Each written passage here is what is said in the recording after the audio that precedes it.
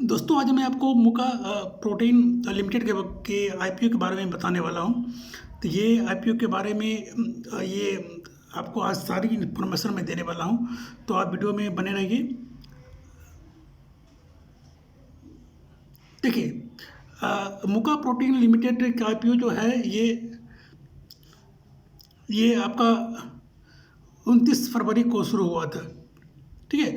अब एक मिनट में आपको बता दूं, ये मुका प्रोटीन जो है आईपीओ ये 29 फरवरी को शुरू हुआ। 29 फरवरी को शुरू इनकी इसकी जो आईपीओ की जो पार्टिसिपेंट जो करने की जो डेट थी, जो डेट शुरू हुई थी 29 फरवरी को शुरू हुई थी।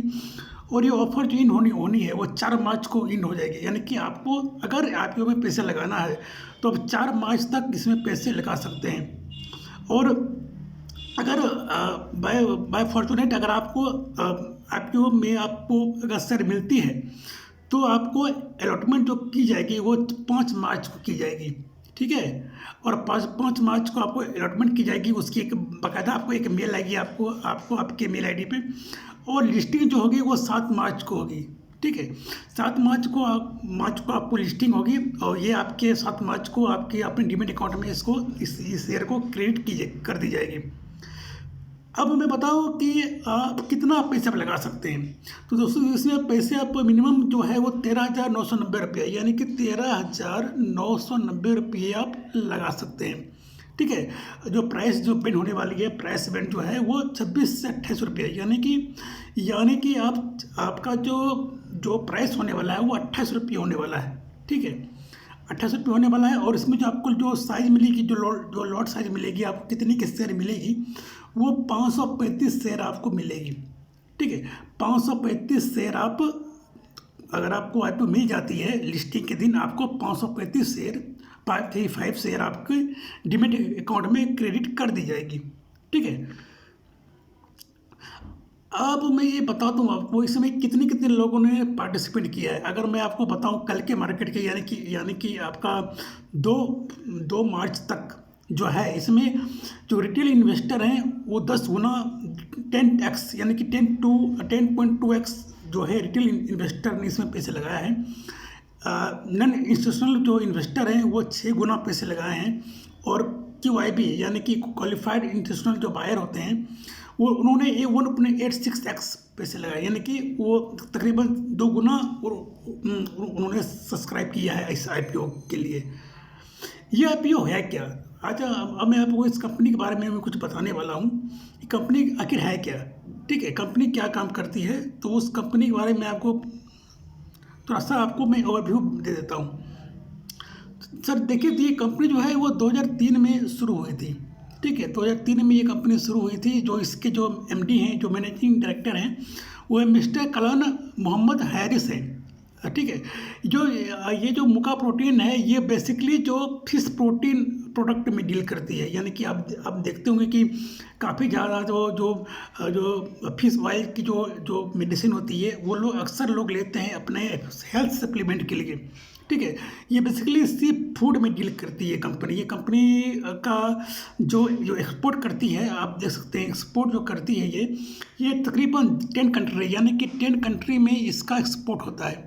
ठीक है। उसमें से आप देख सकते हैं कि आपकी जो बांग्लादेश है, China, Indonesia, Malaysia, Myanmar, Philippines, China, Saudi Arabia, south Korea, Oman, Taiwan, Vietnam, इस सारे कंट्री में ये जो है मुका प्रोटीन अपना जो सप्लीमेंट है, अपनी जो प्रोडक्ट है वो एक्सपोर्ट करती है। उसी के साथ कंपनी का जो मैन्युफैक्चरिंग यूनिट है, फैसिलिटी जो है, वो तकरीबन आपका इंडिया के साथ साथ फॉरेन की कंट्री में भी है। ठीक है। ये 6 मैन्युफैक्चरिंग यूनिट है इसके पास। ठीक है। जिसमें कि आपका जो इंडिया में भी है और फॉरेन में भी है। आप देख सकते हैं कि ये आपका देख सकते हैं कि इसमें आपका इसके 6 यूनिट है। ठीक है। कुछ यूनिट आपका फॉरेन में है, जैसे कि आपका और इसकी जो इसकी सब्सिडी कंपनी भी है। सब्सिडी कंपनी है ओशियन एक्वाटिक है आपका, और जो दूसरी है प्रोटीन LLC है। ठीक है। जो कि आपका ओमान में इसकी यूनिट सिचुएटेड है।